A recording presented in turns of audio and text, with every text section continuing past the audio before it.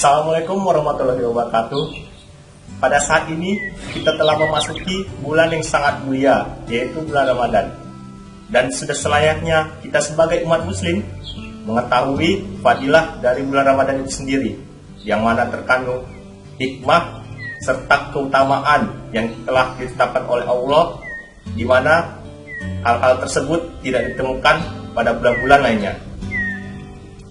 Apabila kita menelusuri kasus-kasus peristiwa yang terjadi di bulan Ramadan, serta mengkaji ayat-ayat Al-Quran dan hadis Nabi Sallallahu Alaihi Wasallam yang berkaitan dengan bulan Ramadan, maka akan terdapat banyak petunjuk di dalamnya yang berkaitan dengan bulan Ramadan.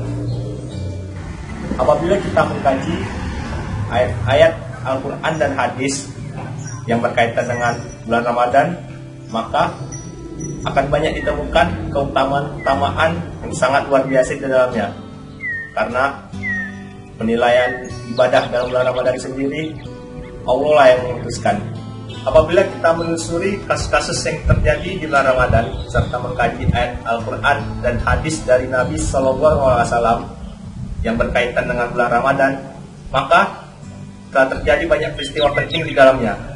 Di sisi lain, beribadah dalam bulan Ramadan mendapatkan penilaian yang istimewa dari Allah Subhanahu wa Ta'ala, karena Allah lah yang sendiri yang menilainya. Peristiwa-peristiwa penting dan keutamaan dalam berbuat kebaikan dalam Ramadan antara lain yaitu: pertama, bulan yang dipilih Allah untuk menurunkan permulaan Al-Quran. Penuturan Al-Quran bahwa merupakan petunjuk pembeda antara yang hak dan yang batil, sebagaimana yang terdapat dalam Quran Surat Al-Baqarah ayat 185, yang artinya beberapa hari yang ditemukan itu adalah bulan Ramadan, bulan yang di dalamnya diturunkan permulaan Al-Quran sebagai petunjuk bagi manusia dan penjelasan mengenai petunjuk antara yang hak dan yang batil. Karena itu, barang siapa di antara kamu hadir di bulan itu, maka hendaklah ia berpuasa pada bulan itu. Dan barang siapa yang sakit atau dalam perjalanan lalu ia berbuka, maka wajiblah baginya berpuasa sebanyak hari yang ditinggalkannya itu pada hari-hari yang lain. Allah menghendaki kemudahan bagimu dan tidak menghendaki kesukaran bagimu. Dan hendaklah kamu mencukupkan bilangannya, dan hendaklah kamu mengagungkan Allah atas petunjuknya yang diberikan padamu, supaya kamu bersyukur.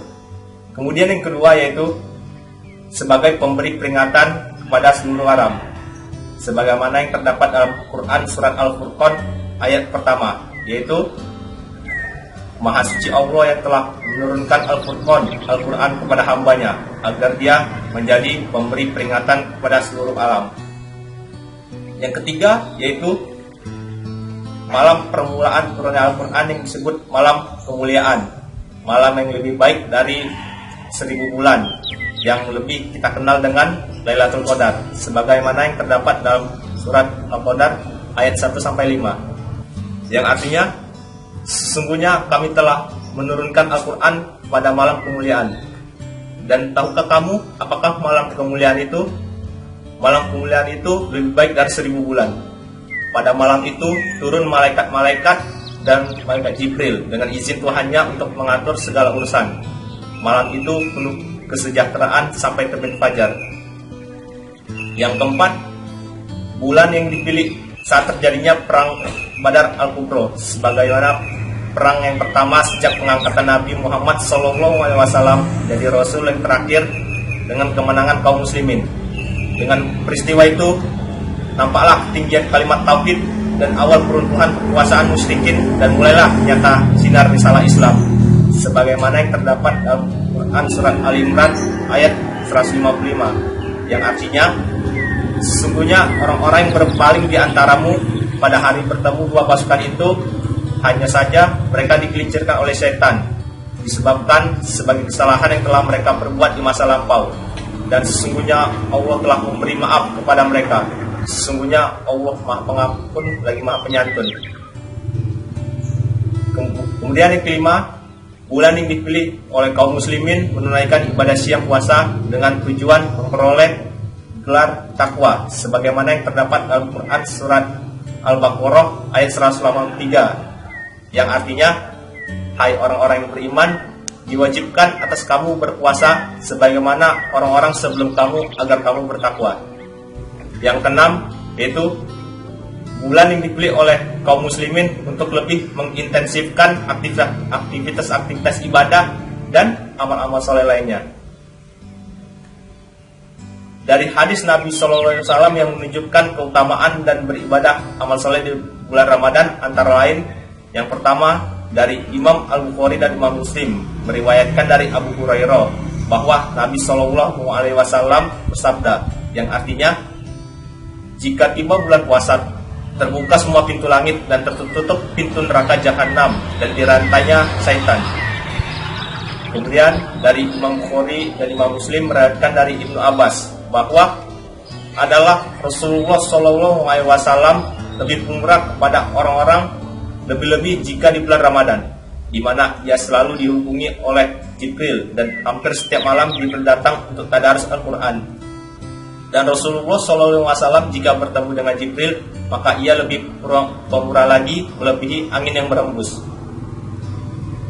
Berikutnya dari Imam Bukhari dan Muslim meriwayatkan hadis dari Aisyah bahwasannya Rasulullah SAW beriktikaf di 10 terakhir bulan Ramadan sampai diwafatkan oleh Allah Subhanahu wa taala. Kemudian Imam Muslim meriwayatkan hadis qudsi dari Abu Hurairah bahwa Rasulullah SAW berkata, semua amal Adam berlipat ganda pahalanya, setiap kebaikan 10 kali lipat hingga 700 kali lipat. Firman Allah kecuali puasa, maka hanya aku sendiri yang membalasnya, karena ia meninggalkan syahwat dan minum-minumannya semata-mata untukku. Di samping itu, bulan Ramadan yang sangat agung ini sangat pas bagi kita untuk berpikir serta merenung apa-apa aktivitas yang telah kita lakukan serta amal soleh selama ini yang kita kerjakan. Ada baiknya kita saling tolong-menolong untuk membantu para fakir miskin, anak yatim, ibnu sabil, dan orang-orang yang kesulitan dalam ekonomi. Kemudian bulan Ramadan juga diidentikan dengan bulan penuh kesabaran, karena kita harus menahan penderitaan atas sebagian perkara yang tidak dirasakan oleh saudara-saudara kita yang lainnya. Kemudian dalam bulan Ramadan ini, kesadaran sosial kita diuji dan disadarkan bahwa di antara hak-hak kita terdapat hak bagi saudara-saudara muslim kita yang lainnya yang tidak mampu. Demikianlah yang dapat disampaikan pada hari ini. Sebaiknya amal ibadah kita serta amal-amal soleh yang kita kerjakan di bulan Ramadan ini terus meningkat dari hari ke hari, dan bahkan lebih baik dari Ramadan sebelumnya. Wabillahi taufiq wal hidayah. Assalamualaikum warahmatullahi wabarakatuh.